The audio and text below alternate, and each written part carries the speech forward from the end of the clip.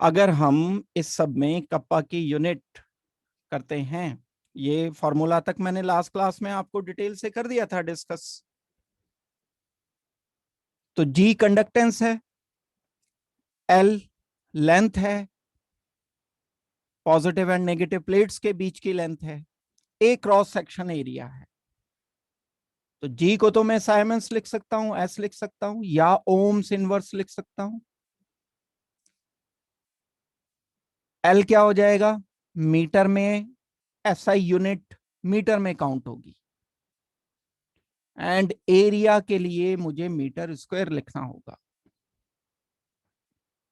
Metre square metre से cancel हो गया, तो ये होना चाहिए साइमंस मीटर -1, या मैं कह सकता हूं ओम इनवर्स। साइमन क्या होता है, ये ओम इनवर्स होता है साइमंस जो होता है। मैं इसको ये भी लिख सकता हूं ओम inverse metre inverse,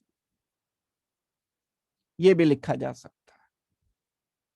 1 siemens per metre is equal to ohm inverse metre inverse. ये दोनों एक दूसरे के इक्वलेंट आ जाएंगे, बराबर हो जाएंगी दोनों यूनिट। मैं कह सकता हूं ओम पर ओम पर मीटर, साइमंस पर मीटर, ये कंडक्टिविटी की यूनिट फाइनली आपको बतानी चाहिए। तो आगे प्रोसीड करते हैं हम इसको। ये इतना हमने लास्ट क्लास में कर लिया था। कंडक्टिविटी सेल कांस्टेंट होता है, and cell constant length over area, ये किसी गिवन सेल के लिए फिक्स रहेगा।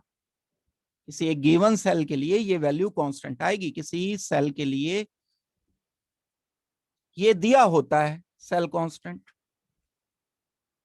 अलग अलग सेल के लिए ये डायमेंशन अलग अलग होगी ना सेल की, लेकिन एक सेल के लिए फिक्स होगी, एक सेल के लिए कांस्टेंट होगा ये। तो हम cell constant over resistance conductivity के इक्वल रख सकते हैं। ये हम के एंड जी बराबर कब रख सकते हैं, अगर एल की वैल्यू 1 रख दें, एरिया हम 1 यूनिट रख दें। तो कंडक्टिविटी एक ऐसा कंडक्टेंस है जो 1 मीटर डिस्टेंस पर 2 इलेक्ट्रोड रखे जाएं एंड उनका cross section area 1 metre square हो, या यूनिट भी बोल सकते हो, 1 यूनिट भी बोल सकते हो, यूनिट भी बोलोगे तो भी करेक्ट रहेगा। यहां तक हमने लास्ट क्लास में किया था। इसको आगे अब प्रोसीड करते हैं हम, और इसकी यूनिट अगर हम करेंगे तो यूनिट आ जाएगी इसकी ओम इनवर्स एंड साइमंस, जो कि अभी हमने लास्ट क्लास में भी इसको कर लिया था। एसआई यूनिट की बात करते हैं तो मीटर में की जाएगी। डिस्टेंस को मीटर में रखेंगे, सेंटीमीटर में फिर नहीं रखेंगे। Kappa is equal to G multiplied by L over A, siemens multiplied by metre over metre square आ जाएगा, साइमंस पर मीटर आ जाएगा। ये ओवरऑल यूनिट हम डिसाइड कर पाएंगे। सीजीएस सिस्टम में अगर करना हो तो बस मीटर की जगह आप सेंटीमीटर रख दो, सीजीएस यूनिट में हम ये रख सकते हैं। ये तो एसआई यूनिट की बात हुई है। ये हमने जो मेजरमेंट किया है मीटर में किया है, तो ये एसआई यूनिट की बात हो रही है। लेकिन अगर यही सीजीएस यूनिट में कभी पूछा जाएगा आपको, तो पर सेंटीमीटर, पर ओम पर सेंटीमीटर, या ohm inverse centimetre inverse, CGS unit में हमें अगर लिखना पड़ जाए कभी, तो ये हम लिख रहे होते हैं। वही है जो कहता हूं formula, siemens centimetre inverse. Unit of conductivity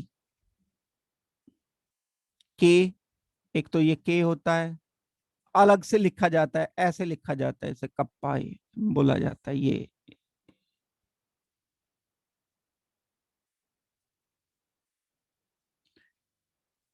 अब हम यहां पर एक और डेफिनेशन इंट्रोड्यूस करते हैं इस स्टेज पर। इस स्टेज पर जो डेफिनेशन हम आगे अब प्रोसीड कर रहे हैं वो है इक्विवेलेंट कंडक्टिविटी की। यहां तक तो कंडक्टिविटी की बात हो गई, कंडक्टिविटी की डेफिनेशन आपको पता चल गई। कंडक्टिविटी जी के बराबर होता है अगर 1 यूनिट हम ले रहे होते हैं डिस्टेंस दो पॉजिटिव नेगेटिव इलेक्ट्रोड के बीच का, और क्रॉस सेक्शन एरिया 1 यूनिट हो, तो ये हो गई कंडक्टिविटी। लेकिन अगर इक्विवेलेंट कंडक्टिविटी बोली जाती है तो इक्विवेलेंट कंडक्टिविटी किसे कहते हैं?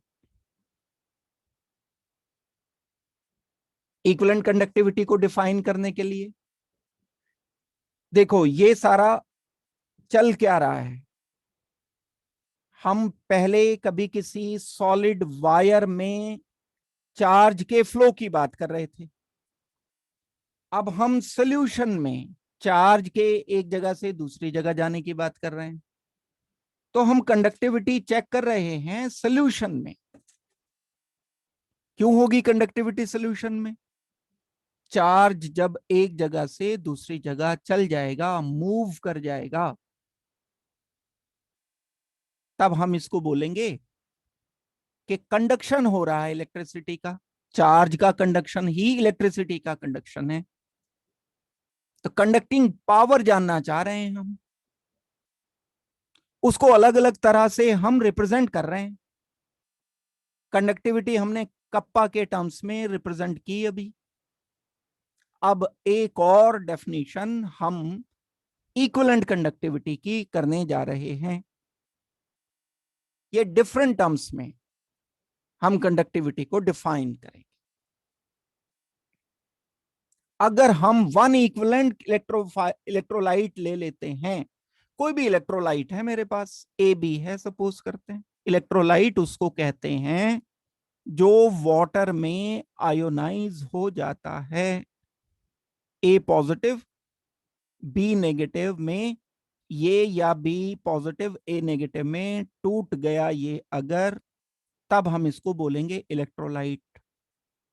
इलेक्ट्रोलाइट उसको कहते हैं जो वाटर में डिसॉल्व करने पर अपने कॉरेस्पॉन्डिंग आयंस में डिसोसिएट हो जाता है। सॉल्यूशन में आयंस होते हैं, आयन एक जगह से दूसरी जगह चार्ज लेकर के जाएंगे।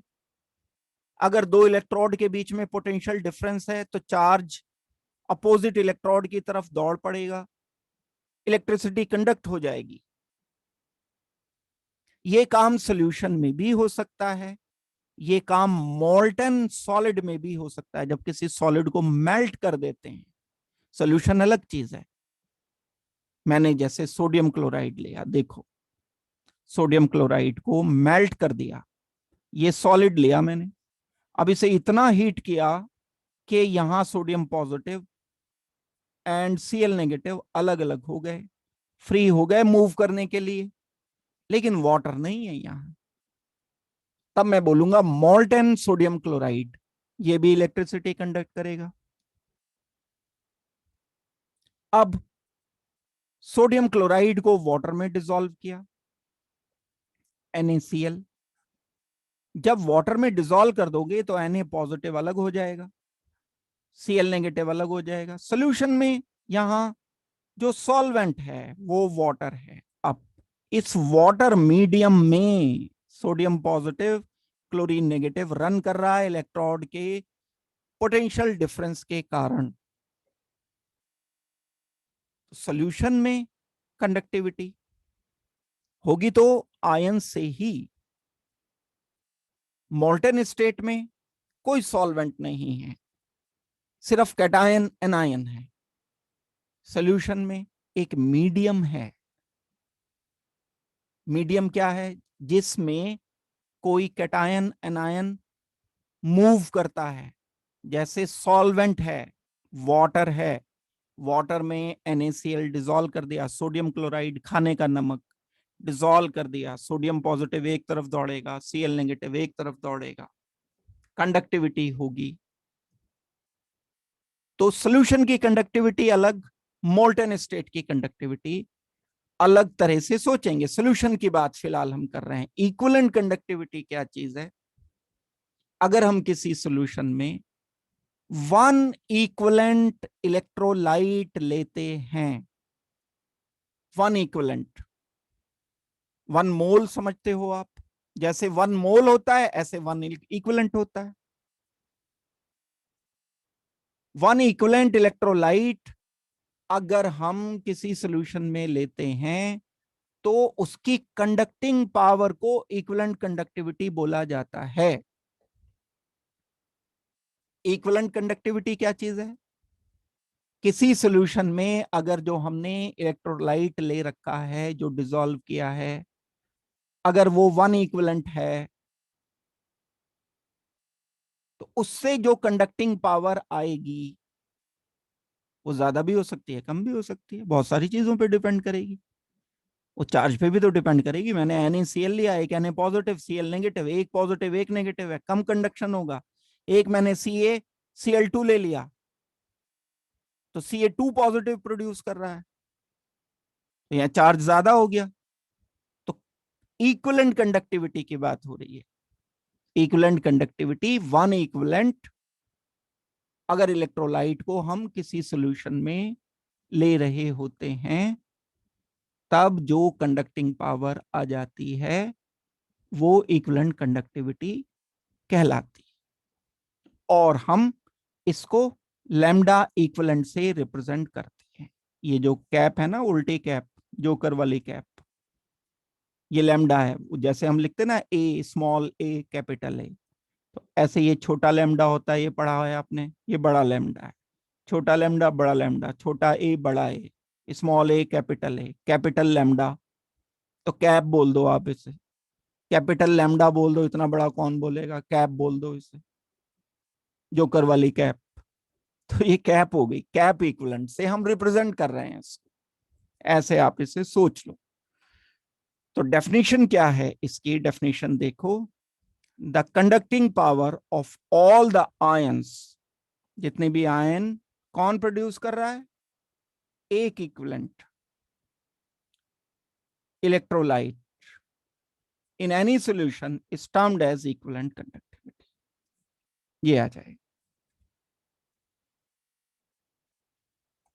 ये बड़ी सिंपल सी इसकी डेफिनेशन। क्या कर सकते हैं हम इसे? इक्विवेलेंट कंडक्टिविटी किसके बराबर आ जाएगी? इक्विवेलेंट कंडक्टिविटी लैम्डा इक्विवेलेंट या cap equivalent is equal to conductivity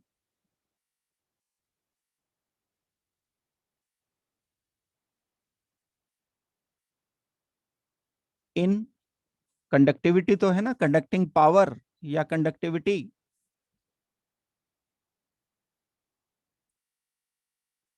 किसकी? एक इक्विवेलेंट की, equivalent per unit volume of ions. या मैं इसे क्या लिख सकता हूं? सी इक्विवेलेंट लिख सकता हूं। यानी एक इक्विवेलेंट में चाहिए ना, तो जितने इक्विवेलेंट मुझे दिए उसको मुझे डिवाइड करना पड़ेगा, तभी तो वन इक्विवेलेंट में आ जाएगा यूनिट से। अगर मुझे निकालना है कि एक में कितना है तो मुझे डिवाइड करना पड़ता है कि जो इक्विवेलेंट होता है उसका। That means concentration of ion in equivalent per unit volume. जो भी मुझे वॉल्यूम गिवन है, ये बात थोड़ी समझनी पड़ेगी, जो भी वॉल्यूम गिवन है मुझे, ये वॉल्यूम है। अब इस वॉल्यूम में मुझे क्या करना है? एक इक्विवेलेंट, वन इक्विवेलेंट की बात हो रही है ना। अब यहां मान लो एक्स इक्विवेलेंट डिसॉल्व है इसमें, सॉल्यूशन में, अगर एक्स इक्विवेलेंट डिसॉल्व्ड हैं तो मुझे एक्स से डिवाइड करना पड़ेगा ना इसको, वन इक्विवेलेंट से निकालने के लिए।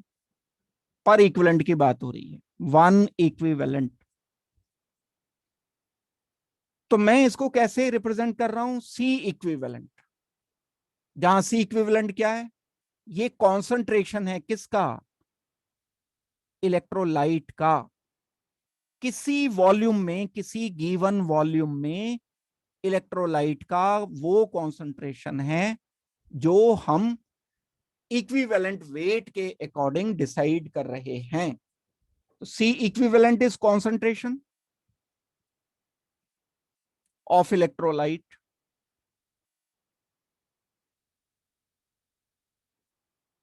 in terms of equivalent per unit volume।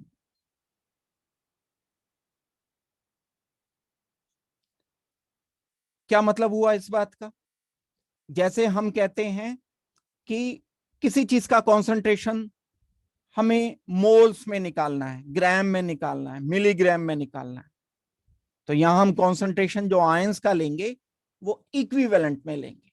Solution वाले चैप्टर में हमने पढ़ रखा है कि इक्विवेलेंट क्या होते हैं, और ये इक्विवेलेंट एसिड एंड बेस के लिए मैंने बता भी रखे हैं आपको। इक्विवेलेंट मास से हम इसको चेक कर सकते हैं।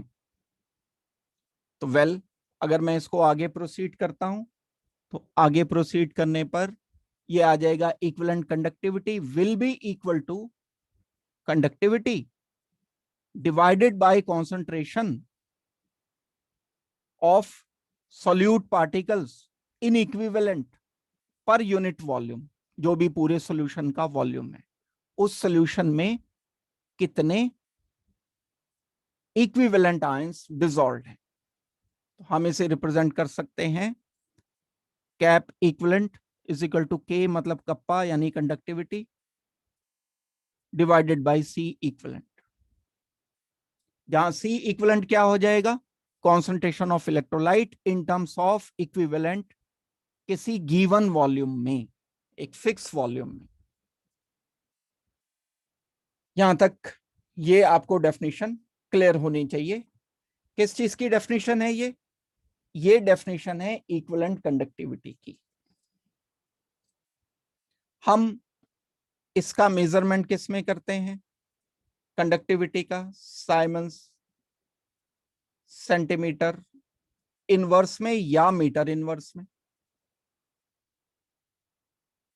और कॉन्सेंट्रेशन, बहुत सारे तरीके हैं कॉन्सेंट्रेशन का मेजरमेंट करने, ग्राम पर लीटर, मोल पर लीटर, लेकिन यहां तो हम इक्विवेलेंट में कर रहे हैं। तो इक्विवेलेंट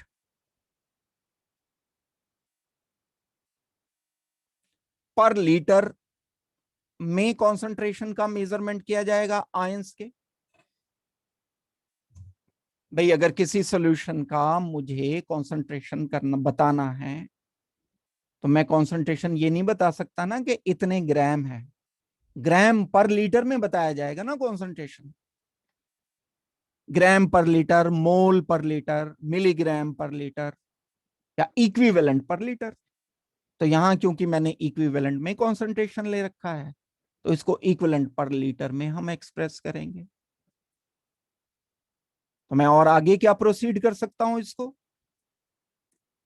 अगर कैप इक्विवेलेंट यानी इक्विवेलेंट कंडक्टिविटी की हम यूनिट जानना चाहते हैं तो हमें क्या करना होगा, हमें करना होगा siemens centimetre inverse divided by gram equivalent या इक्विवेलेंट जो भी है पर लीटर। लीटर के लिए ये क्योंकि सेंटीमीटर में लिया है, तो सेंटीमीटर में अगर यूज किया है तो सीजीएस यूनिट में मैं क्या यूज करूंगा, यहां भी मुझे सेंटीमीटर लेना पड़ेगा। पर लीटर को कैसे लिखते हैं हम, लीटर को हम लिखा करते हैं डेसीमीटर क्यूब में। डीएम क्यूब जो होता है वो 1 लीटर होता है। ये सॉल्यूशन वाले चैप्टर में मैंने आपको यूनिट्स डिटेल से बता रखी हैं, भूल गए हो तो इसको सोच करके रखना। तो यहां मैं इक्विवेलेंट पर डेसीमीटर क्यूब, अच्छा ठीक है, लेकिन ऊपर सेंटीमीटर है, यहां डेसीमीटर है, तो मुझे डेसीमीटर को सेंटीमीटर में कन्वर्ट करना पड़ेगा। 1 decimetre is equal to 10 centimetre होता है। क्या लिखूंगा मैं? 10 multiplied by 10 multiplied by 10 multiplied by centimetre multiplied by centimetre multiplied by centimetre.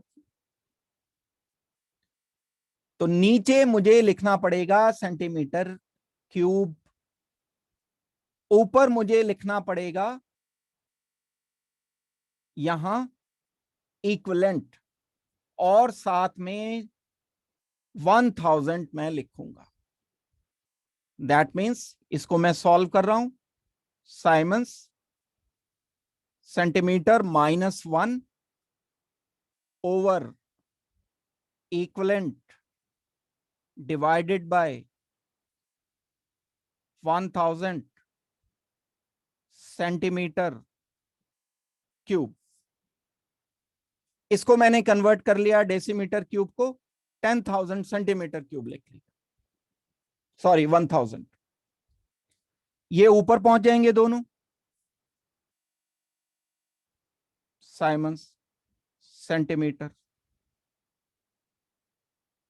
ये आ जाएगा -1 multiplied by centimetre cube multiplied by 1000 divided by equivalent. ये सेंटीमीटर इनवर्स है, ये क्यूब है, तो यहां 2 रह गया। इसको जब मैं सॉल्व करूंगा तो सॉल्व करने पर क्या आ जाएगा? Siemens centimetre cube, sorry centimetre square, ये पर सेंटीमीटर है ना, -1 एंड 3, ये दोनों स्क्वायर आ जाएंगे। और नीचे क्या बचा? नीचे बचा इक्विवेलेंट, और मल्टीप्लाइड बाय ये 1000 भी तो है, 1000। ये हमारा रिलेशन आ गया किसके साथ? ये हमारा कैप इक्विवेलेंट का रिलेशन इस पूरे फॉर्मूला के साथ है। Simon centimetre square 1000 equivalent multiplied by, मैं कर सकता हूं यहां क्या लिखा था, ये K/C, इसको हम रिप्रेजेंट कर सकते हैं, यानी यहां कप्पा लिखो, आप यहां C इक्विवेलेंट लिखो, ये वाला C इक्विवेलेंट, और साथ में ये इसकी यूनिट लिखो। यूनिट को जब इसको ऊपर पहुंचाओगे तो इनवर्स आ जाएगा। दैट मीन्स ये रिप्रेजेंटेशन रहेगा। अच्छा ठीक है, यहां तक हम इसे और आगे भी तो प्रोसीड कर सकते हैं। ये यूनिट हमारी क्या आ गई? इसकी यूनिट आ गई हमारी साइमन सेंटीमीटर स्क्वायर इक्विवेलेंट -1, लेकिन इसे 1000 से मल्टीप्लाई करना पड़ेगा। पूरा का पूरा ये जो टर्म है इसको 1000 से मल्टीप्लाई हमें करना पड़ेगा। यहां तक बात आपको क्लियर हो जानी चाहिए। सोचो इसे, देखो अगर कोई प्रॉब्लम है तो बताओ मुझे। मैंने जस्ट इसकी यूनिट आपको डिस्कस की है। अगर ये इक्विवेलेंट कंडक्टिविटी आगे प्रोसीड की जाए तो किसके इक्वल ये हो जाएगी? Kappa over C equivalent. आ जाना चाहिए। अब थोड़ी सी एक बात और सोचनी है, ये सी इक्विवेलेंट क्या चीज है? सी इक्विवेलेंट एक ऐसा कॉन्सेंट्रेशन है इलेक्ट्रोलाइट का जो पर यूनिट वॉल्यूम है। पर लीटर की बात हम कर रहे थे ना, हमने ए पर लीटर कॉन्सेंट्रेशन कितने इक्विवेलेंट हैं, कितने इक्विवेलेंट हैं, तो 1 लीटर में कितने इक्विवेलेंट हैं, ये बात हमने की थी। यानी हमने इसको अभी यूनिट बनाते हुए भी यही लिखा था ना कि कितने इक्विवेलेंट पर लीटर है, 1 लीटर में कितने इक्विवेलेंट डिसॉल्व्ड हैं, यही तो बात हो रही है। लेकिन अभी जो हमने डेफिनेशन लिखी थी वो क्या लिखी थी? हमने डेफिनेशन लिखी थी कि वो वॉल्यूम सॉल्यूशन का जिसमें एक इक्विवेलेंट डिसॉल्व्ड हो। ये थोड़ी सी बात सोच के देखो आप, देखो डेफिनेशन पे आ रहा हूं मैं वापस, पढ़ो। The conducting power of all the ions furnished by one equivalent, एक equivalent of an electrolyte in any solution is termed as, in any solution, equivalent कितना? एक।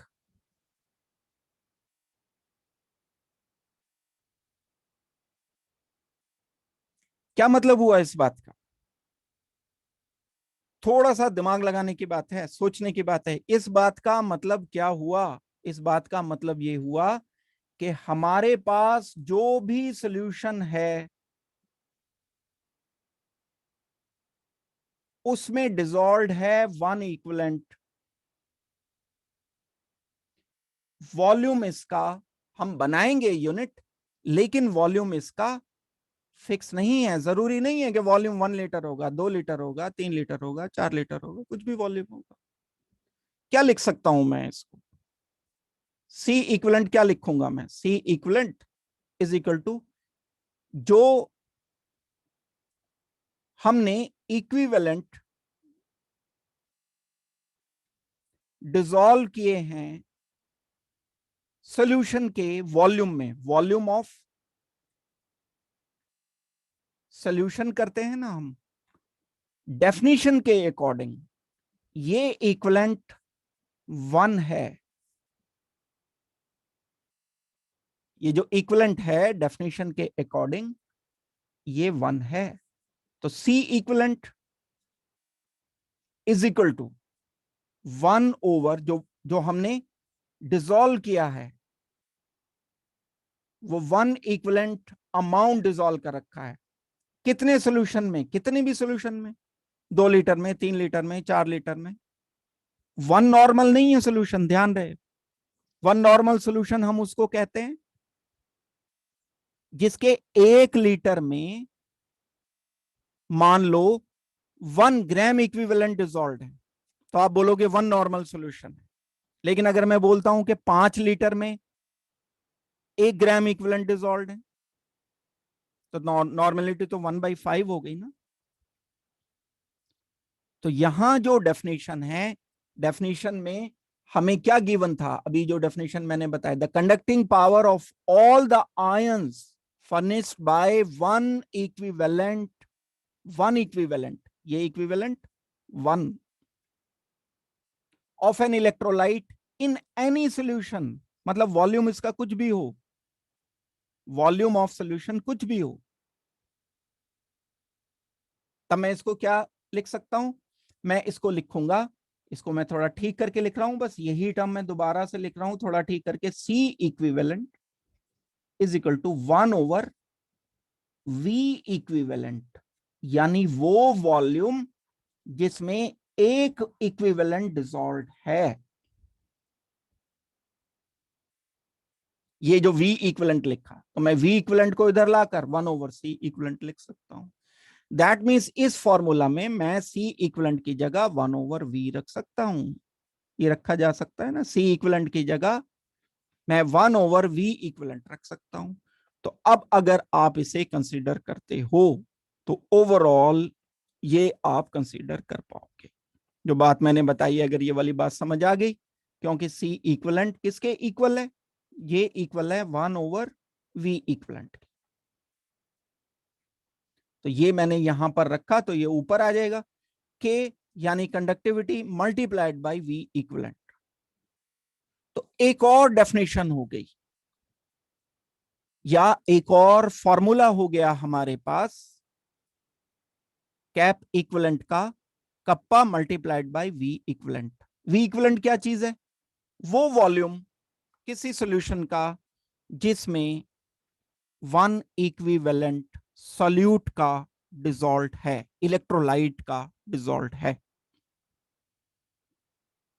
सॉल्यूशन का वो वॉल्यूम जिसमें किसी इलेक्ट्रोलाइट का 1 इक्विवेलेंट डिसॉल्ट है, ये भी हम रख सकते हैं। एक ये फॉर्मूला हो गया आपका, और एक फॉर्मूला दूसरा ये हो गया, cap equivalent is equal to kappa multiplied divided by C equivalent.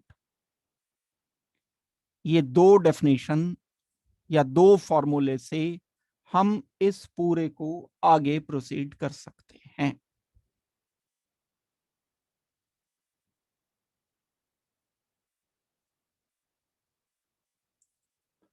ठीक हो गई बात, ये समझ लग गई है। यहां तक अगर कोई दिक्कत किसी को है तो मुझे बता दो जल्दी से। आई होप के जैसे इक्विवेलेंट वेट होता है ऐसे मोलर वेट होता है, जैसे नंबर ऑफ इक्विवेलेंट होते हैं ऐसे नंबर ऑफ मोल्स होते हैं। तो molar conductivity and equivalent conductivity ये दोनों बिल्कुल मिलती जुलती सी चीजें हैं, एक दूसरे से बिल्कुल रिजेंबल करती हैं ये दोनों चीजें। इक्विवेलेंट कंडक्टिविटी में हमने क्या किया, cap equivalent is equal to kappa over C equivalent. अब मैं क्या कर दूंगा, यहां कैप इक्विवेलेंट की जगह molar and equal to conductivity divided by C M, concentration in moles per unit volume. अब ये कॉन्सेंट्रेशन जो आयंस का होगा वो मोलर कॉन्सेंट्रेशन लेंगे, इक्विवेलेंट नहीं लेंगे। ये सेम हो सकते हैं, आपने पढ़ा है नॉर्मेलिटी मोलैरिटी सेम भी हो जाती है जब n फैक्टर 1 होता है, तब नॉर्मेलिटी मोलैरिटी बराबर हो जाती है। लेकिन ये डिफरेंट भी हो सकते हैं, जब कोई एसिड 2H पॉजिटिव देता है तब नॉर्मेलिटी मोलैरिटी में 2 का डिफरेंस आ जाता है, मल्टीप्लाइड बाय 2 या डिवाइडेड बाय 2 हो जाएगा, 3 का डिफरेंस आ सकता है। तो यही रिलेशन यहां पर भी चलेगा बिल्कुल। तो molar conductivity will be equal to conductivity divided by concentration in moles per unit volume. तो ये बिल्कुल एक कॉपी पेस्ट डेफिनेशन और मैं आपको बता रहा हूं, that is called as molar conductivity. जो दूसरी डेफिनेशन अब मैं आपको बताने जा रहा हूं वो मोलर कंडक्टिविटी की डेफिनेशन है। किसको बोलते हैं molar conductivity, the conducting power of all the ions furnished bye, देखो ये तो कोई मैटर ही नहीं है कि वो नॉन इलेक्ट्रोलाइट होगा, बार बार मैं एक बात को बता रहा हूं। थोड़े दिन के बाद बच्चे पूछने लगते हैं कि जी शुगर डिसॉल्व करेंगे तो क्या होगा, तो भाई उसका डिस्कशन ही नहीं है, कंडक्टिविटी की बात हो रही है, इलेक्ट्रोलाइट होना चाहिए। 1 मोल अगर मैं by 1 mole of an electrolyte in any solution is termed as its molar conductivity. किसी भी सॉल्यूशन में, सॉल्यूशन का वॉल्यूम कितना है मुझे नहीं पता, V वॉल्यूम है, Vm है, इसमें मैंने क्या डिसॉल्व किया, 1 मोल डिसॉल्व किया, ये 1 मोल। मैं अगर इसमें 1 मोल डिसॉल्व कर देता हूं, 1 मोल, कितना मास डिसॉल्व किया, इसके मोलर मास के बराबर मास डिसॉल्व कर दिया, तो 1 मोल हो गया। 1 मोल डिसॉल्व करने पर कंडक्टिंग पावर, अब कंडक्टिंग पावर जो होगी, दैट मीन्स सोल्यूशन के कॉन्सेंट्रेशन पर नहीं बात हो रही है, बात हो रही है आयंस के नंबर के बेस पर।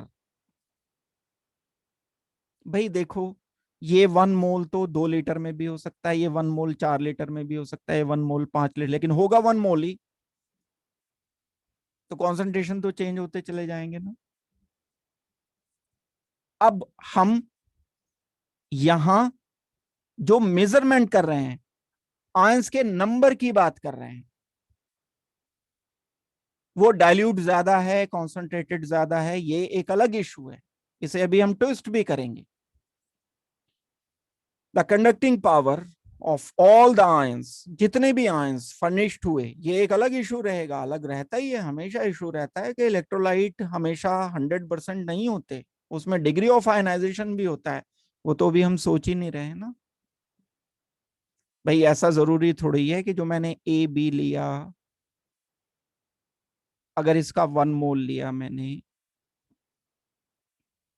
तो ए पॉजिटिव बी नेगेटिव 1 मोल ही बने, ऐसा जरूरी नहीं है, हो सकता है ये वीक इलेक्ट्रोलाइट हो। वो बात अभी नहीं सोची जा रही है, अभी तो हम ये मान के चल रहे हैं कि बस जो आयंस बने हैं, उन आयन को अगर हम मोलर कॉन्सेंट्रेशन में ले लेते हैं, the conducting power of all the ions furnished bye 1 mole of an electrolyte, 1 mole electrolyte से जितने आयन फर्निश हुए हैं, फिलहाल ये मान के चल लो कि 100% आयोनाइजेशन हो रहा है, नहीं होगा तो उसी अकॉर्डिंग हम डिग्री ऑफ आयोनाइजेशन के अकॉर्डिंग हम डिसाइड करके इसको आगे प्रोसीड करेंगे। तो ये बिल्कुल कॉपी पेस्ट डेफिनेशन है, बस इक्विवेलेंट की जगह यहां पर मोलर लिया गया है और कुछ भी अंतर नहीं है। तो हम इसी फॉर्मूले को आगे प्रोसीड कर सकते हैं, मोलर कंडक्टिविटी कैप एम बोल सकते हैं, कंडक्टिविटी ओवर कॉन्सेंट्रेशन इन मोल पर यूनिट वॉल्यूम, वॉल्यूम जो लिया, तो हम यहां मोल पर यूनिट वॉल्यूम पर लीटर कर देंगे, इस कॉन्सेंट्रेशन इन मोल पर यूनिट वॉल्यूम कर दिया जाएगा। तो अब वही सारे प्रोसेस हम यहां पर आगे प्रोसीड, डेफिनेशन आप इसकी कर लो जैसे हम डेफिनेशन करते थे, लिखते थे, और डेफिनेशन के साथ साथ हम इसका जो यूनिट है वो भी हम निकाल सकते हैं। जैसे हम यूनिट निकाल पाए थे इससे पहले इक्विवेलेंट कंडक्टिविटी की, यहां भी हम इसकी यूनिट कैलकुलेट कर पाएंगे। तो बिल्कुल ठीक उसी तरह से मैं इसको साइमंस सेंटीमीटर इनवर्स लिखता हूं, मोल पर डेसीमीटर क्यूब, 1 डेसीमीटर क्यूब को मैं सेंटीमीटर में कन्वर्ट करना जरूरी है क्योंकि ये सीजीएस यूनिट में लिया जा रहा है। आप चाहो तो इसे मीटर में भी कर सकते हो, ऐसा यूनिट में भी कन्वर्ट कर सकते हो, उसमें भी कोई प्रॉब्लम की बात नहीं है। तो मैं फाइनल रिजल्ट ही लिख रहा हूं क्योंकि अभी हमने इक्विवेलेंट वाले में किया ही है, ये आ जाएगा 1000 कप्पा ओवर सीएम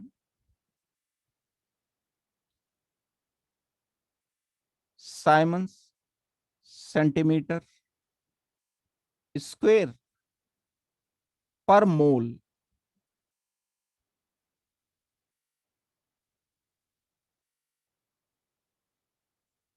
ये हमारी यूनिट आ जाएगी इस कैप एम की।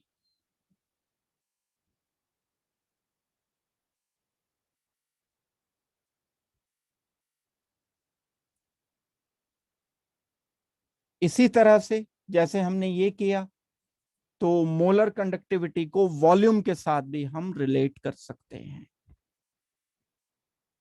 ठीक उसी तरह से जैसे मैंने रिलेट किया था इक्विवेलेंट कंडक्टिविटी को वॉल्यूम के साथ, तो ऐसे ही हम मोलर कंडक्टिविटी को भी रिलेट कर सकते हैं।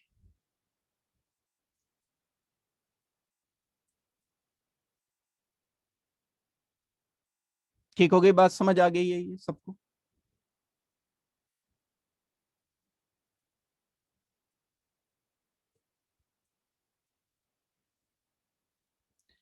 आगे बढ़ते हैं अब हम इसमें।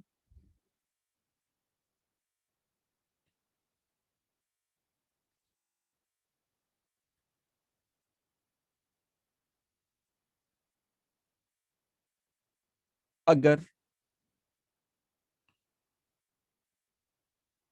मैं इसको बोलता हूं वी एम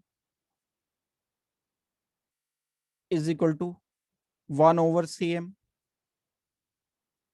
कहां से लेकर के आया मैं इसको? 1 मोल किसी सोल्यूशन में डिसॉल्व है और उस सोल्यूशन का वॉल्यूम वी है। वी मोलर में क्यों बोल रहा हूं इसको? क्योंकि ये वो वॉल्यूम है जिसमें 1 मोल डिसॉल्व है, इसलिए इसको वीएम बोल दिया। तो VM will be equal to 1/cm, ये हो जाना चाहिए।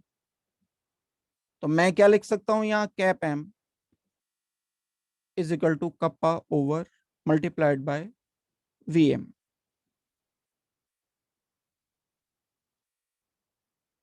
क्योंकि इस सीएम की जगह मैं यहां पर जब वी लिखूंगा तो ये ऊपर आ जाए। एक एक्सप्रेशन ये भी लिखा जा सकता है, ये जो सीएम है हम इसको मोल पर लीटर में रिप्रेजेंट कर रहे हैं। वेल, ये हमारा डेफिनेशन का हो गया। 2 डेफिनेशंस हो गई हैं ये आपकी, और डेफिनेशन के साथ साथ इनकी यूनिट्स भी आपको प्रॉपरली करनी है। डेफिनेशन करोगे एंड साथ में इनकी यूनिट करोगे। रिलेशन आप दोनों में बता सकते हो। रिलेशन अगर हम इन दोनों में बताना चाहते हैं कि equivalent conductivity and molar conductivity आपस में एक दूसरे से कैसे रिलेटेड है, तो वही वाला एक फैक्टर होगा ना जो हाइड्रोजन के नंबर वाला मोलैरिटी एंड नॉर्मेलिटी में था, वही कुछ निकलेगा घूम फिर करके। तो इनका रिलेशन भी हम कर लेते हैं। मैंने आपको इनकी यूनिट्स बता दी, यूनिट्स से क्वेश्चन पूछा जाएगा और फॉर्मूला तो आपको करना ही है। ये सब यूनिट वगैरह मैंने अभी आपको डिस्कस कर दी है। इसके बाद हम रिलेशन पर आते हैं, relation between molar conductivity and equivalent conductivity. अभी हमने 2 रिलेशन लिखे ही है, इन दोनों रिलेशन को दोबारा से लिख लिया गया। Cap M is equal to kappa conductivity over molar concentration equivalent concentration. एक कोई सोल्यूशन है हमारे पास, सेम सोल्यूशन में ही तो रिलेशन निकालोगे ना, अलग अलग सोल्यूशन में थोड़ा ही रिलेशन निकालोगे। हमारे पास एक कोई सोल्यूशन है, उसी का मैं सोल्यूट का टोटल इक्विवेलेंट काउंट करता हूं और उसी के सोल्यूट का मैं काउंट करता हूं मोल। यानी मुझे डिसॉल्व करके एक कोई सॉल्यूशन बनाना है और उसी की मुझे इक्विवेलेंट मास रिक्वायर्ड होगा, उसी का मुझे मोलर मास रिक्वायर्ड होगा। कैसे हम कर सकते हैं? देखो, एक सॉल्यूशन था containing certain mass of solute पर यूनिट वॉल्यूम। ये कोई वॉल्यूम ले लिया मैंने XYZ, इसमें कोई ए बी मैंने डिसॉल्व कर दिया। ए बी का मोलर मास, ए बी का इक्विवेलेंट मास, एक x हो गया molar mass, equivalent mass y हो गया, दोनों अलग अलग हो सकते हैं, उनको हम लिख पाएंगे। तो मोलर कॉन्सेंट्रेशन क्या होगा, Cm, मास ओवर मोलर मास। भाई मास तो सेम ही डिसॉल्व किया ना, अगर मैंने 5 ग्राम डिसॉल्व किया सोडियम क्लोराइड या 5 ग्राम ऑक्सैलिक एसिड डिसॉल्व किया, तो मास तो दोनों का सेम है, लेकिन मोलर मास ऑक्सैलिक एसिड का एंड इक्विवेलेंट मास अलग अलग है। अगर समझ पा रहे हो मेरी बात तो, मैंने एक ऑक्सैलिक एसिड का सॉल्यूशन बनाया, उस ऑक्सैलिक एसिड का 5 ग्राम मैंने 500 ml में डिसॉल्व कर दिया।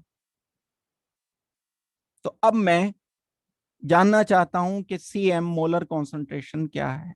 मोलर कॉन्सेंट्रेशन होगा मास ओवर मोलर मास।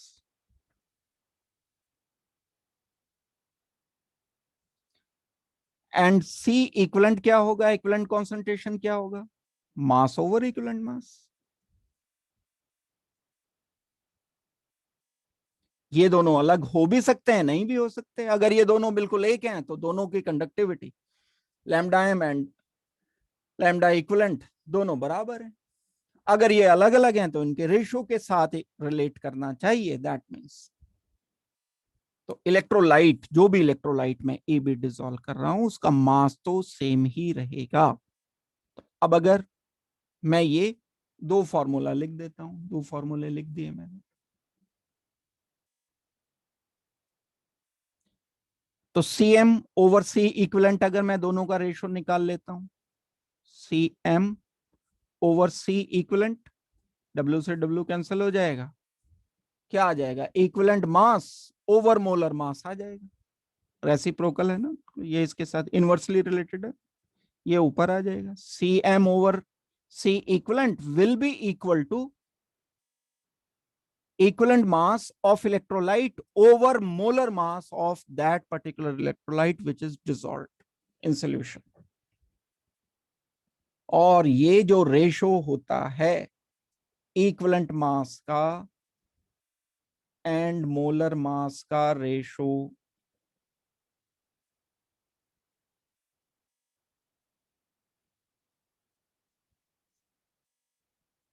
क्या बोलते हैं इसको, equivalent mass and molar mass का जो रेशो होता है, क्या बोला जाएगा ये बताओ। इसी को तो हम नंबर ऑफ एच रिप्लेसेबल से रिलेट कर रहे थे, एसिड के केस में number of O H replaceable कर रहे थे, वही एन फैक्टर है ये। अब आप इसे यहां कुछ भी नाम दे दो, ये वही एन फैक्टर है। तो अगर मैं इन दोनों इक्वेशंस को जो सामने लिखी हैं Cm ओवर C इक्विवेलेंट करता हूं, तो ये एक रिलेशन आ गया। ठीक हो गई बात। इक्विवेलेंट मास या मोलर मास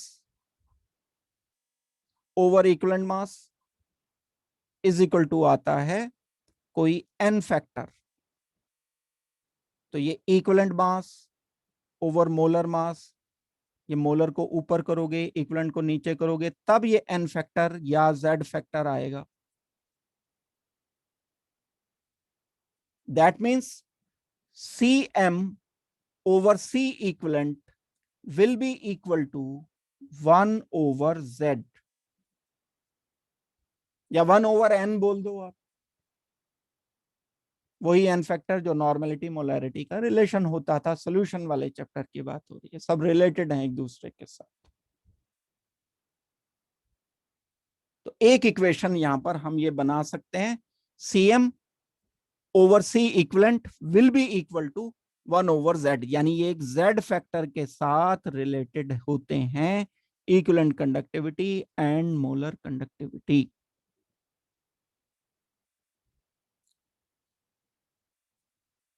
देखो इसको अच्छी तरह से।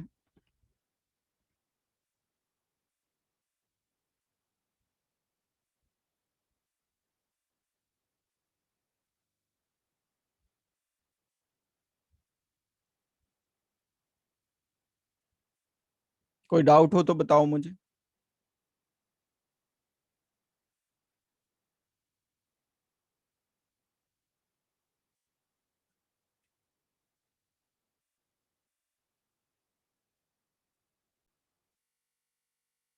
और अभी एक हमने रिलेशन लिखा था इससे पहले, उस रिलेशन के according C M over C equivalent is equal to cap equivalent over cap M होता है ना भाई। ये इनवर्सली रिलेटेड थे, जो शुरू से पढ़ते आ रहे हैं, हम ये पढ़ते आ रहे हैं। Cap M is equal to kappa over C M, cap equivalent is equal to kappa over C equivalent.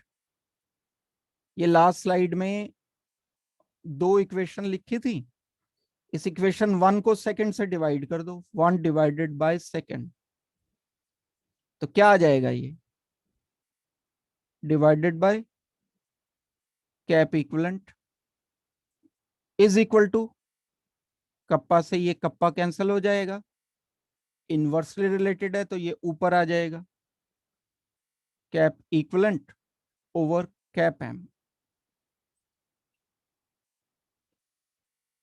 जैसे ये इसके साथ वन ओवर जेड के साथ रिलेटेड है, ऐसे cap equivalent over cap M के साथ रिलेटेड होगा। ये तीनों आपस में एक दूसरे के साथ इस फॉर्मेट में रिलेट किए जा सकते हैं, क्योंकि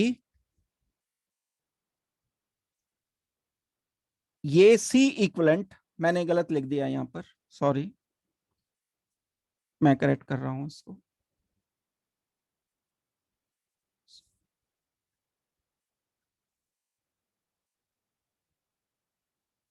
सी equivalent over C M equal है C M over C equivalent के, तो मैं C M over C equivalent को C cap equivalent over cap M के इक्वल रख सकते। तो अगर ये रिलेशन वन ओवर जेड के साथ आ रहा है तो ये इक्वल आना चाहिए इस proportion.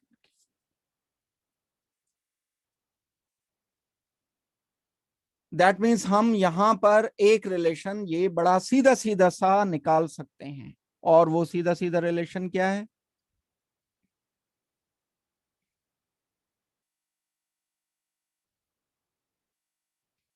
Cap M is equal to,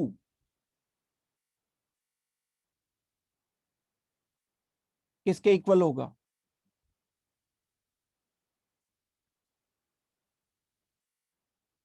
z multiplied bye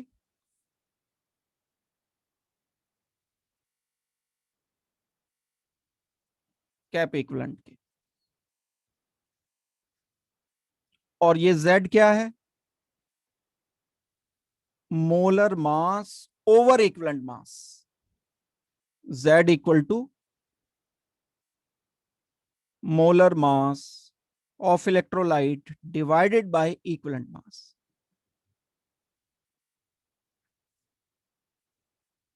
ऐसे ही हम इन दोनों का रिलेशन लिख सकते हैं, C M multiplied by Z is equal to C equivalent.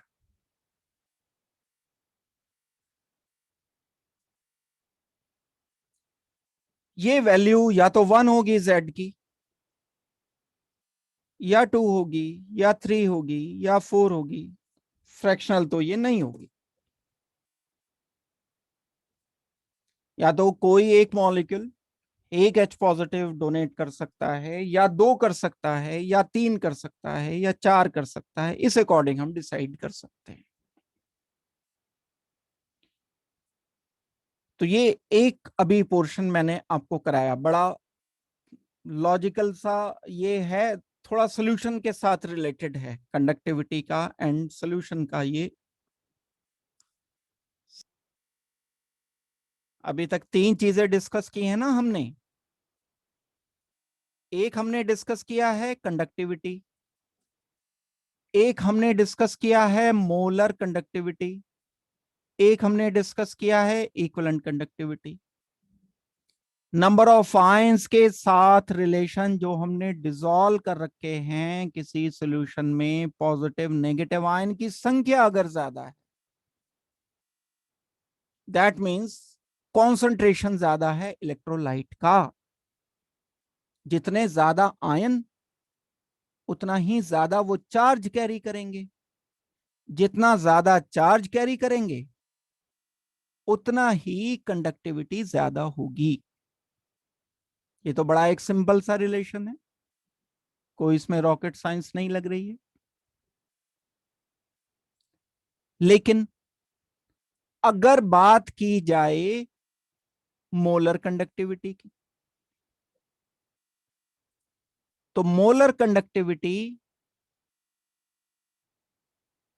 Is equal to conductivity divided by molar concentration. Concentration बढ़ा, मोलर कंडक्टिविटी कम हुई।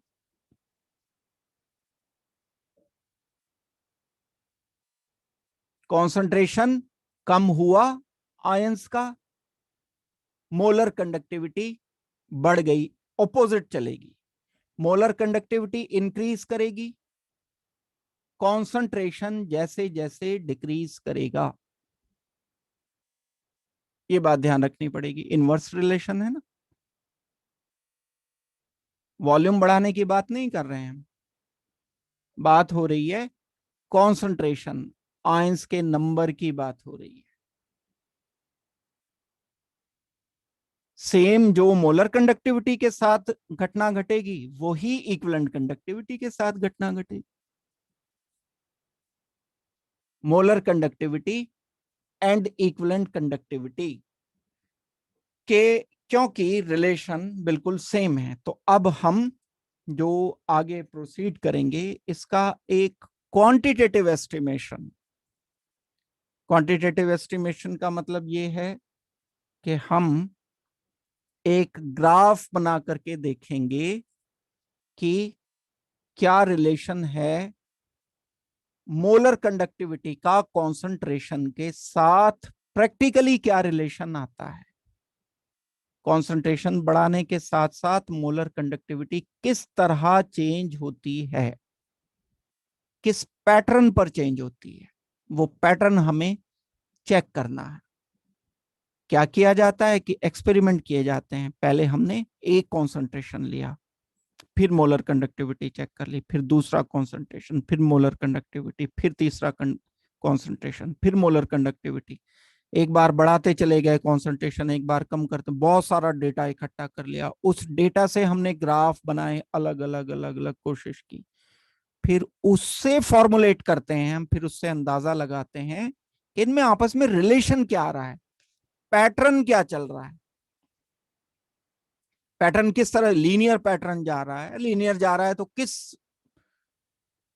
पर्टिकुलर एक्सप्रेशन में लीनियर पैटर्न जा रहा है, वो एक्सप्रेशन जज करने की कोशिश करती है। तो हमारा यहां पर अब जो नया काम है वो ये है कि हम वेरिएशन देख रहे हैं कंडक्टिविटी का एंड मोलर कंडक्टिविटी का कॉन्सेंट्रेशन के साथ। और ये थोड़ा सा आइडिया मैं आपको दे भी चुका हूं, क्वालिटेटिव आइडिया एक मैंने दिया। क्वालिटेटिव का मतलब बढ़ेगी तो बढ़ जाएगी, बढ़ेगी तो कम हो जाएगी, ये क्वालिटेटिव आइडिया है। क्वांटिटेटिव का मतलब हम फॉर्मुलेट कर दें, फॉर्मूला लिख दें, इतना बढ़ेगी तो इतना कम हो जाएगा, जब हमने मेजरमेंट कर लिया तब वो क्वांटिटेटिव आइडिया है। तो अब अगर मैं इसको आगे प्रोसीड करता हूं, ये बात मैंने अभी आपको बताई, conductivity always decrease with decrease in concentration, ये तो बात है कंडक्टिविटी की। चाहे स्ट्रॉन्ग इलेक्ट्रोलाइट हो चाहे वीक इलेक्ट्रोलाइट हो, इसकी बात नहीं हो रही। ठीक हो गई बात, क्योंकि नंबर ऑफ आयंस जो हैं वो क्या हो रहे हैं, नंबर ऑफ आयंस पर यूनिट वॉल्यूम जो चार्ज को लेकर के जाते हैं एक जगह से दूसरी जगह पर, वो बढ़ते चले जा रहे हैं, तो कंडक्टिविटी बढ़ती चली जा रही है। अगर आयन की संख्या कम हो गई तो कैरी जो होगा, चार्ज जो एक जगह से दूसरी जगह जाएगा, वो कम हो जाएगा। कम हो जाएगा तो कंडक्टिविटी कम हो जाएगी। तो ये एक सिंपल सा रिलेशन है। इसके बाद कंडक्टिविटी, तो डेफिनेशन तो आप जानते ही हो, हम कर चुके हैं। ये डेफिनेशन मैं आपको ऑलरेडी बता चुका हूं कि कंडक्टिविटी जी के इक्वल आती है अगर हम ये सब कुछ 1 मान लेते हैं। तो इसको तो हम छोड़ देते हैं, मोलर कंडक्टिविटी पर आ जाते हैं। मोलर कंडक्टिविटी सॉल्यूशन की इस रिलेशन के साथ है। मैं इसको क्या लिख सकता हूं, cap M is equal to kappa multiplied by 1/cm लिख सकता हूं। तो मोलर कंडक्टिविटी इंक्रीज करेगी with the decrease in concentration. जैसे जैसे कॉन्सेंट्रेशन, इलेक्ट्रोलाइट जो हमने डिसॉल्व कर रखा है उसका कॉन्सेंट्रेशन जैसे जैसे कम होगा, ऐसे ऐसे मोलर कंडक्टिविटी बढ़ेगी। पहले वाला कंडक्टिविटी था, ये मोलर कंडक्टिविटी। उसका कारण भी है, because the total volume of solution containing 1 mole of electrolyte also increases. ये रीजन है, वॉल्यूम बढ़ता चला जा रहा है। क्योंकि जब डाइल्यूट सॉल्यूशन हम करते चले जा रहे हैं, करते चले जा रहे हैं, डाइल्यूशन बढ़ाते चले जा रहे हैं, तो कॉन्सेंट्रेशन एक टाइम आएगा कि 0 की तरफ को हो जाएगा। तो हम कंडक्टिविटी को बोल देंगे एक लिमिट पे जाकर के रुक जाएगी। भाई कोई लिमिट होगी ना, हमारे मेजरमेंट की लिमिट होती है। जैसे जैसे हम डाइल्यूशन बढ़ाते चले जा रहे हैं, मैंने कोई एक डिसॉल्व कर रखा है, नंबर ऑफ आयंस तो उतने ही, लेकिन डाइल्यूशन में बढ़ाता चला जा रहा हूं, वाटर बढ़ाता चला जा रहा हूं, तो डाइल्यूशन बढ़ रहा है।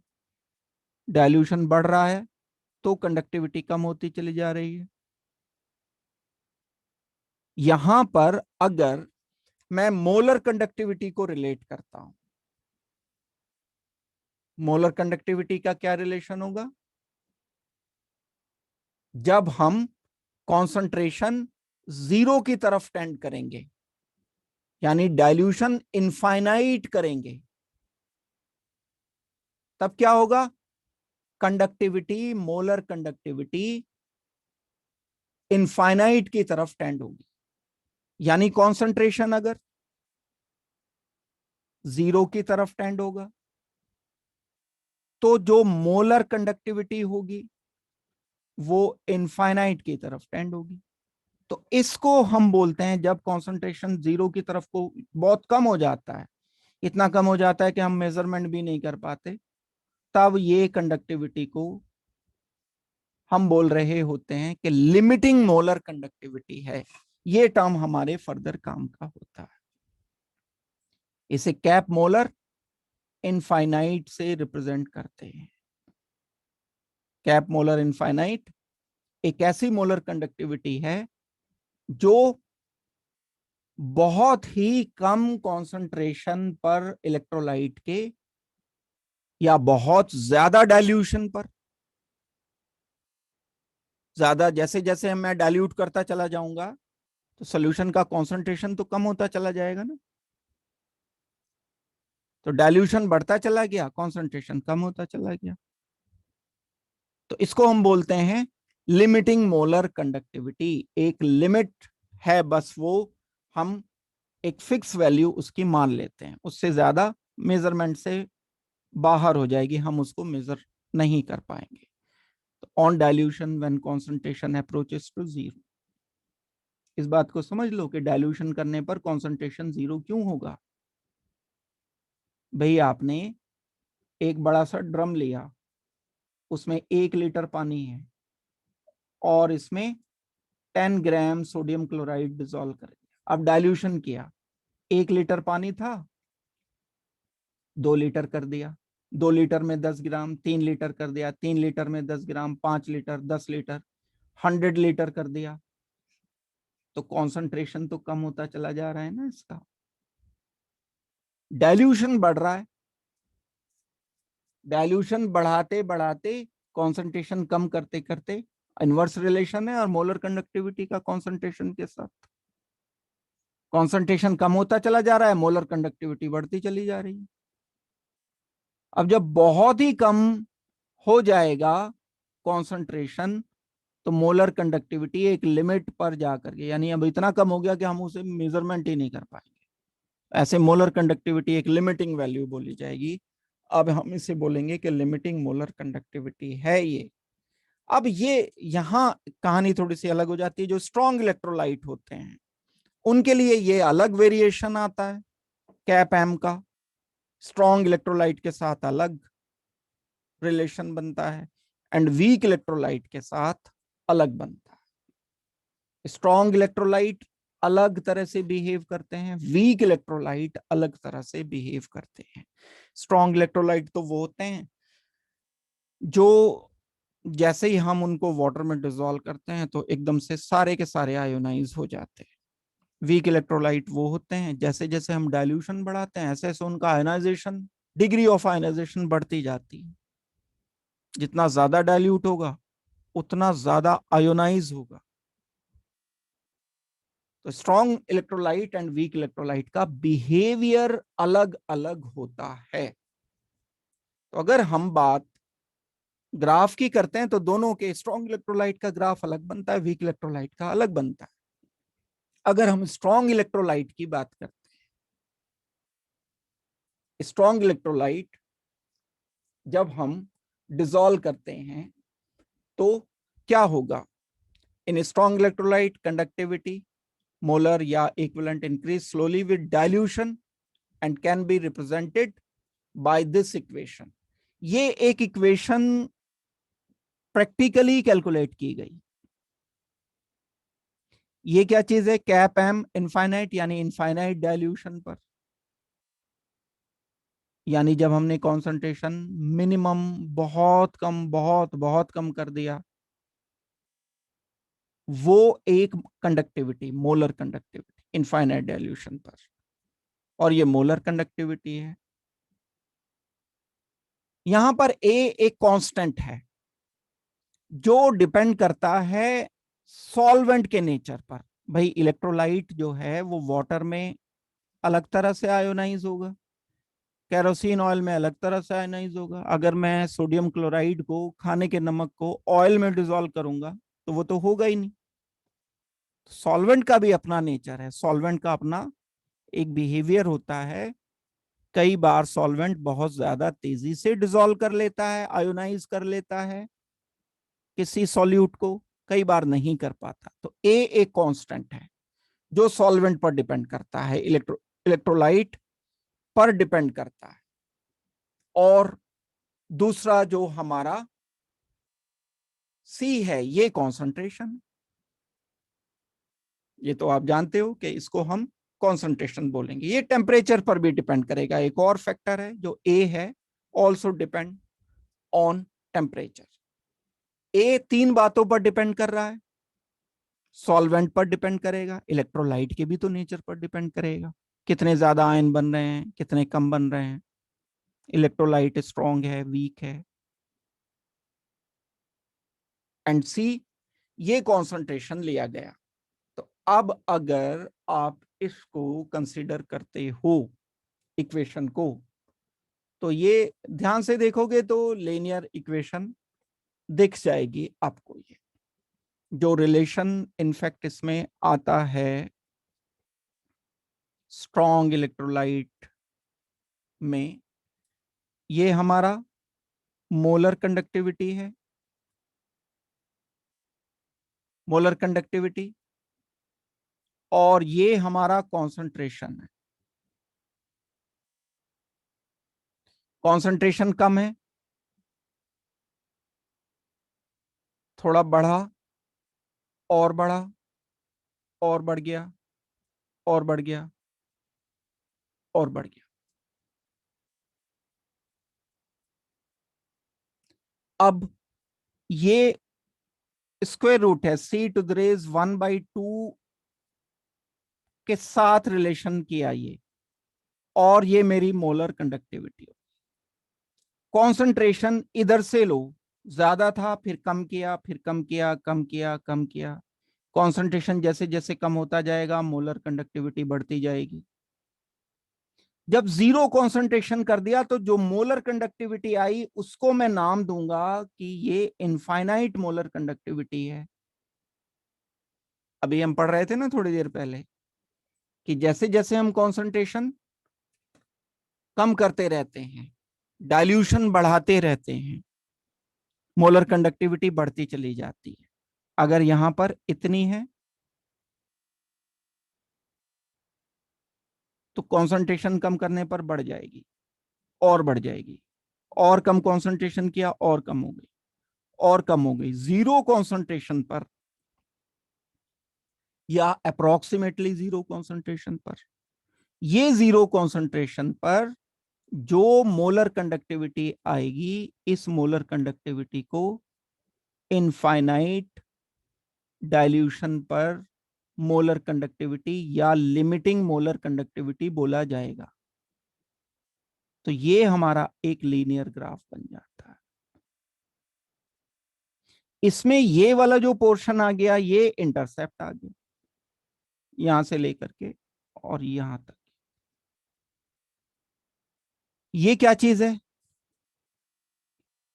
इतना, ये हमने लिखा जीरो कॉन्सेंट्रेशन पर लिमिटिंग मोलर कंडक्टिविटी। ये पूरा का पूरा जो मेजरमेंट किया गया ग्राफ में, ये आ गया मेरा कैप एम इनफाइनाइट। ये एंड ए क्या आना चाहिए, बल्कि माइनस ए बोलूं मैं, क्योंकि ये ग्राफ नीचे जा रहा है, इंक्रीज नहीं हो रहा है, डिक्रीज हो रहा है। माइनस लिखा भी है यहाँ इक्वेशन में। ए क्या हो जाएगा? ये हो जाएगा हमारा slope is equal to minus A. और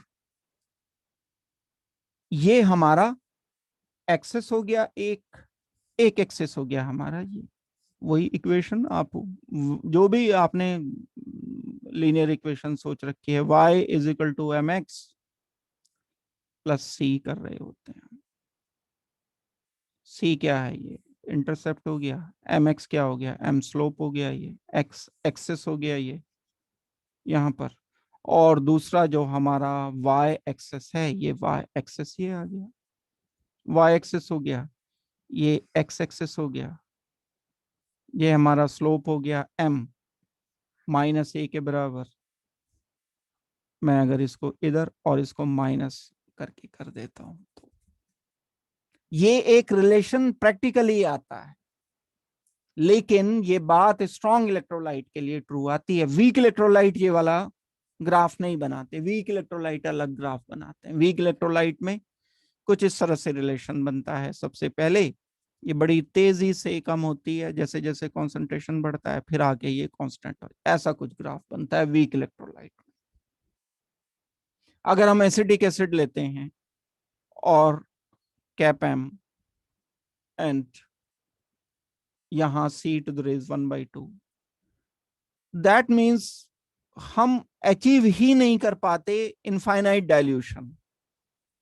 करते रहते हैं उसमें, वीक इलेक्ट्रोलाइट में आयोनाइजेशन बढ़ता रहता है, बढ़ता रहता है, और आयोनाइजेशन बढ़ता जाता है। तो ये हमें नहीं मिल पाता, ये इसमें लिमिटिंग मोलर कंडक्टिविटी हमें एक्स्ट्रापोलेट करके ही लानी पड़ती है, बहुत दूर के बाद जाकर के कहीं मिलती है, लगभग पैरेलल हो जाता है ये ग्राफ इसके साथ जाकर। तो ये रिलेशन फॉलो नहीं, ये स्ट्रॉन्ग इलेक्ट्रोलाइट फॉलो करता है ये रिलेशन। वीक इलेक्ट्रोलाइट कहीं किसी एक छोटे एरिया में फॉलो कर लेता है, कहीं मान लो यहाँ छोटे एरिया में ये फॉलो कर लेगा, इसको हम ऐसे एक्स्ट्रापोलेट कर सकते हैं, बस कहीं थोड़े से पोर्शन में ये ग्राफ फॉलो हो जाता है। तो ये बिहेवियर हम किसका चेक कर रहे हैं ग्राफ के टर्म्स में? Strong electrolyte and weak electrolyte को अलग अलग, जैसे KCl स्ट्रॉन्ग इलेक्ट्रोलाइट है तो KCl ये लीनियर ग्राफ शो करता है। एसिडिक एसिड वीक इलेक्ट्रोलाइट है, वीक इलेक्ट्रोलाइट ये ब्लू वाली जो लाइन है ये शो करता है, ब्लैक वाली जो लाइन है KCl शो करेगा। स्ट्रॉन्ग इलेक्ट्रोलाइट KCl, जैसे ही हम वाटर में ऐड करेंगे एकदम सारा ये डिसॉल्व हो जाएगा, आयोनाइज हो जाएगा। ये मोलर कंडक्टिविटी वर्सेस C⁴ 1/2 की बात हो रही है। एसिटिक एसिड या कोई और वीक इलेक्ट्रोलाइट हो उसके लिए ये ट्रू बात रहेगी। स्ट्रॉन्ग इलेक्ट्रोलाइट की बात ये हो रही है। ये हमारा आ जाएगा यहाँ 0 कॉन्सेंट्रेशन पर, क्योंकि ये है इसलिए हम इसको कैप इनफाइनाइट M बोल देंगे। और मैंने भी आपको बताया था क्योंकि ये कम होता चला जा रही है लाइन इस एक्सिस पर, तो स्लोप नेगेटिव आएगा, -A के इक्विवेलेंट आना चाहिए। तो इस ग्राफ को जो स्ट्रॉन्ग इलेक्ट्रोलाइट है इसके लिए आप अच्छी तरह से करोगे, वीक इलेक्ट्रोलाइट के लिए ये रिलेशन फॉलो नहीं होता है।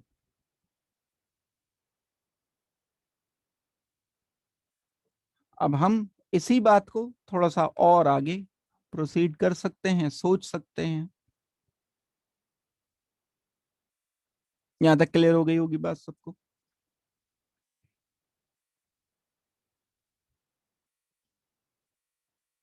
ये वही जो मैंने आपको बताई बात सारी कुछ वही है।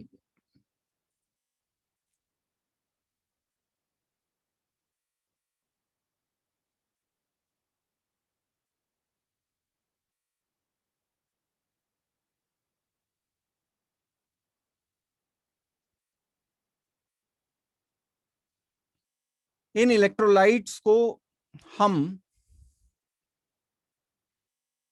बोल सकते हैं, जैसे NaCl है, एक इलेक्ट्रोलाइट है, इसे 1,1 टाइप बोला जाता है। CaCl2 है, ये 1,2,1 टाइप बोला जाता है। 2,1 टाइप का मतलब हो गया कि इस पर चार्ज 2 पॉजिटिव है, इस पर 1 नेगेटिव है। MgSO4 में 2 पॉजिटिव 2 नेगेटिव है, तो 2,2 टाइप इसे बोला जाएगा।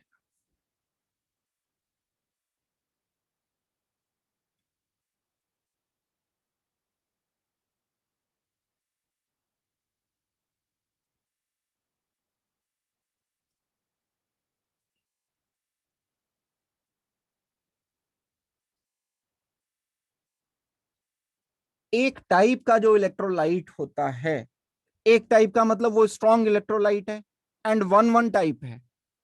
जैसे NaCl स्ट्रॉन्ग इलेक्ट्रोलाइट है, KCl स्ट्रॉन्ग इलेक्ट्रोलाइट है। इसी तरह से सीजियम क्लोराइड स्ट्रॉन्ग इलेक्ट्रोलाइट है, KCl हो गया। जैसे NaCl है, जैसे KBr है, ये सब बहुत स्ट्रॉन्ग इलेक्ट्रोलाइट हैं। और टाइप इनका क्या है? सबका 1,1 टाइप है। इनका फायदा हमें ये मिलता है कि इनके सब के लिए वैल्यू एक ही, एक जैसी आती। भाई स्ट्रॉन्ग इलेक्ट्रोलाइट है, अगर कॉन्सेंट्रेशन इनके बराबर हैं तो चार्ज भी बराबर का कैरी करेंगे। Conductivity, molar conductivity, equivalent conductivity बराबर आएगी, क्योंकि ये एक ही टाइप के आयंस प्रोड्यूस कर रहे हैं। तो ऐसे इलेक्ट्रोलाइट के लिए एक बात खास क्या आ जाती है कि वैल्यू ऑफ A, जो क्या था हमारा -A स्लोप था, ये सेम आ जाती है। A की वैल्यू हम सेम रख लेते हैं इनके लिए, एक जैसा स्लोप आता है इन ग्राफ के लिए। नेगेटिव में आएगा डेफिनेटली, वो तो है ही पक्की बात। यहां तक हमने ये एक थोड़ी सी अंडरस्टैंडिंग किस बात के साथ रिलेट करके की, हमने किसी भी इलेक्ट्रोलाइट का रिलेशन किया उसकी मोलर कंडक्टिविटी एंड कॉन्सेंट्रेशन के साथ। स्ट्रॉन्ग इलेक्ट्रोलाइट को जब हम मोलर कंडक्टिविटी मेजरमेंट करते हैं तो अलग अलग कॉन्सेंट्रेशन पर जब प्रैक्टिकली हम चेक करते हैं तो एक हमारे पास रिलेशन आ जाता है, ये cap M is equal to cap M infinite minus A C to the raise 1/2। ये एक लीनियर इक्वेशन है और ये किसी एक टाइप के इलेक्ट्रोलाइट के लिए बनेगा तो स्लोप नेगेटिव है, लेकिन एक टाइप के इलेक्ट्रोलाइट के लिए एक जैसा बनेगा। KCl NaCl इनके लिए अगर स्ट्रॉन्ग इलेक्ट्रोलाइट है तो एक जैसा ही स्लोप ये बनना चाहिए। अब इसमें एक लॉ और होता है जिसको हम कोलरॉश लॉ बोलते हैं। बढ़िया सा नाम है ये, एक अच्छा सा। जब हम बहुत कम कंसंट्रेशन कर देते हैं किसी स्ट्रॉन्ग इलेक्ट्रोलाइट का तो क्या होता है कि मोलर कंडक्टिविटी अपनी लिमिटिंग वैल्यू पर पहुंच जाती है, जिसे हम इनफाइनाइट लिख रहे हैं इसकी बात।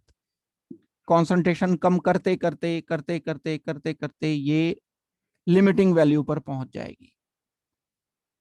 अभी ग्राफ में किया ना वो जो लिमिटिंग वैल्यू, जैसे हम कंसंट्रेशन, ये कंसंट्रेशन है, ये लिमिटिंग वैल्यू, ये मोलर कंडक्टिविटी है, ये कम करते करते करते करते जीरो आ गया कंसंट्रेशन, बस लिमिटिंग वैल्यू आ गई, इससे ज्यादा ये नहीं बढ़ पाएगी। ये लिमिटिंग वैल्यू क्या कहलाती है? कैप एम इनफाइनाइट बोली जा रही है।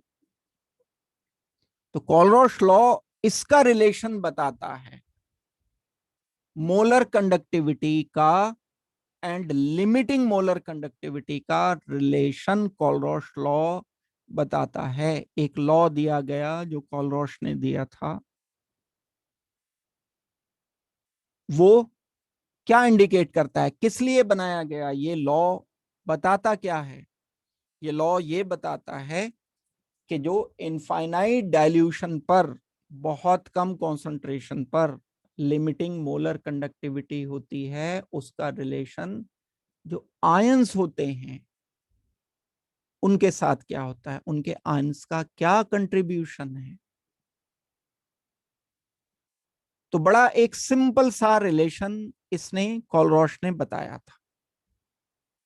वो रिलेशन क्या था कि जब हम इनफाइनाइट डाइल्यूशन कर देते हैं, मतलब जितना आयोनाइजेशन होना था हो चुका, इनफाइनाइट डाइल्यूशन कर दिया हमने, बहुत ही कम। वही मैंने एग्जांपल दिया था, एक 100 लीटर का ड्रम है हमारे पास, हमने 5 ग्राम नमक 1 लीटर पानी में डिजोल्व कर रखा है, फिर 1 लीटर बाल्टी, एक बाल्टी डाल दी, फिर एक, फिर एक, फिर एक, भर दिया इसको पूरा। तो डाइल्यूशन बढ़ता चला जा रहा है, कॉन्सेंट्रेशन कम होता चला जा रहा है, एक लिमिटिंग वैल्यू आ जाएगी। ग्राफ जब बनाएंगे तो ये लिमिटिंग वैल्यू का रिलेशन हमें इन आयंस के साथ बताना है जो इसमें प्रेजेंट है, जैसे सोडियम पॉजिटिव है, Cl नेगेटिव है, इनके साथ रिलेशन को ये कोलरॉश लॉ इंडिकेट करता है। क्या इंडिकेट करता है ये? क्या कोलरॉश लॉ क्या बताता है? इनफाइनाइट डाइल्यूशन पर मोलर कंडक्टिविटी किसी भी स्ट्रॉन्ग इलेक्ट्रोलाइट की, किसी भी इलेक्ट्रोलाइट की कैसे जज की जा सकती है, कैसे चेक की जा सकती है? उसके जो आयंस प्रोड्यूस हुए हैं उनकी इंडिविजुअल कंडक्टिविटीज का समेशन। यानी अगर मैं बोलता हूं कि लैम्डा एम इनफाइनाइट इस सोडियम क्लोराइड के लिए करना है, तो conductivity of this sodium positive plus conductivity of this chlorine negative eight infinite dilution, eight infinite dilution, और जो इसका नंबर है, यहां तो एक है, वन है, वन है, एक एक प्रोड्यूस कर रहे हैं, लेकिन इसके नंबर कहीं MgCl2 में मान लो MgCl2 होता तो ये दो भी हो सकता था।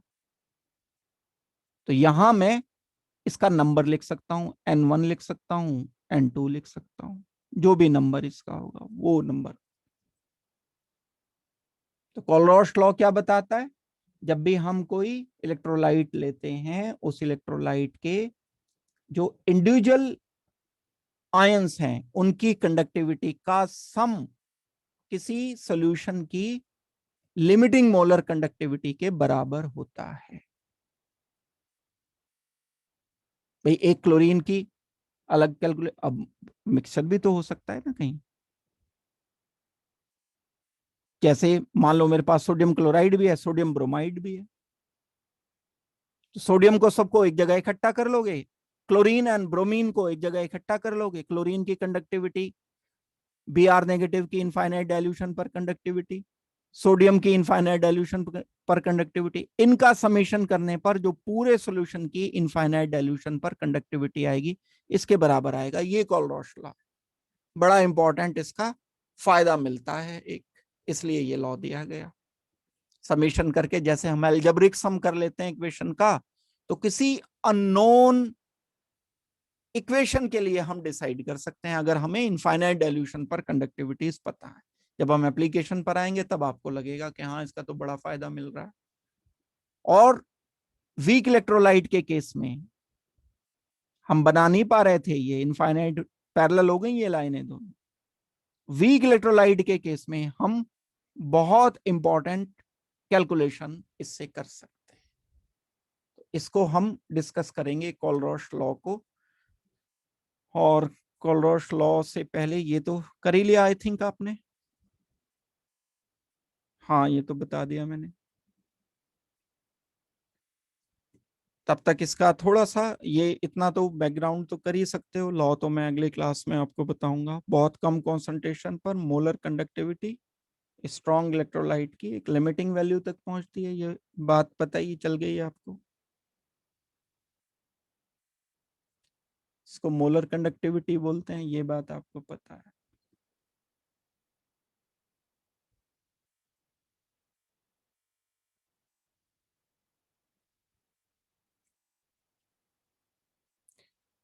इसमें एक ध्यान देने की बात बस ये है, थ्योरेटिकल, ये 2 पॉइंट तो आपको पहले से क्लियर है।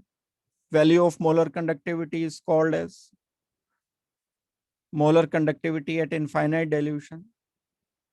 जब इनफाइनाइट डाइल्यूशन होता है, हाई डाइल्यूशन होता है, तो आयंस के बीच के इंटरेक्शन नेग्लेजेबल हो जाते हैं। ये आयन, कैटायन, एनायन इतना दूर हो जाते हैं कि आपस में इनके इंटरेक्शन एक दूसरे के रेस्पेक्ट में जीरो हो जाते हैं। देखो क्या कोलरॉश लॉ ने क्या आइडिया लगाया। जब यहां कोई एक पॉजिटिव इलेक्ट्रोड है, एक नेगेटिव इलेक्ट्रोड है, कंडक्टिविटी हम चेक कर रहे हैं। एक हमारे पास कोई कैटायन है, ये कैटायन इधर जाना चाहता है क्योंकि ये नेगेटिव इलेक्ट्रोड है, और ये दूसरा मेरे पास एनायन है, ये एनायन इस साइड मूव करना चाहता है। ठीक है, ये मूव कर जाएगा, लेकिन कैटायन एनायन में आपस में भी तो इंटरेक्शन होगा, ये इसे इधर जाने से रोकेगा। ये भी तो पॉजिटिव है, ये भी पॉजिटिव है। अब ये डायलेमा में आ जाएगा कि मैं इधर जाऊं या इधर जाऊं। ठीक है, ये ज्यादा पावरफुल है, जाएगा तो ये इधर ही, लेकिन ये इसके फ्लो को रोकेगा आयन। तो अगर तो सॉल्यूशन कॉन्सेंट्रेटेड है तब ये नजदीक नजदीक होंगे, पॉजिटिव नेगेटिव, उनमें आपस में इंटरेक्शन होगा। लेकिन अगर हाईली डाइल्यूटेड सॉल्यूशन है, हाईली डाइल्यूटेड सॉल्यूशन में ये कैटायन एनायन इतना दूर हो जाते हैं कि इनके आपस के इंटरेक्शन नेग्लेजेबल हो जाते हैं। अब आपस के इंटरेक्शन अगर नेग्लेजेबल हो गए तो ये अब फ्रीली मूव करेंगे। अब अगर ये मान लो कैटायन यहां है और एनायन यहां पर है, तो ये कैटायन इधर मूव करेगा, इससे कोई इंटरेक्शन इसका नहीं होगा। बीच में बहुत सारे वाटर मॉलिक्यूल आ गए, डाइल्यूशन क्योंकि हाई हो गया, तो इंडिपेंडेंटली ये माइग्रेट करते हैं। और जब ये इंडिपेंडेंटली माइग्रेट करते हैं तभी कोलरॉश लॉ अप्लाई होगा, उससे पहले अप्लाई नहीं करना है। इंडिपेंडेंटली जब ये माइग्रेट करेंगे, इनफाइनाइट डाइल्यूशन पर ही हम कोलरॉश लॉ अप्लाई करेंगे। तो ये सारा कुछ कोलरॉश ने ऑब्जर्व किया था और उसने एक फिर रूल दिया था इस रूल को, जो ये लॉ हम पढ़ेंगे, इसको हम अगले क्लास में डिस्कस करेंगे। तो आज की क्लास में मैं इतना ही बता रहा हूं। आपको अगर कुछ पूछना रह गया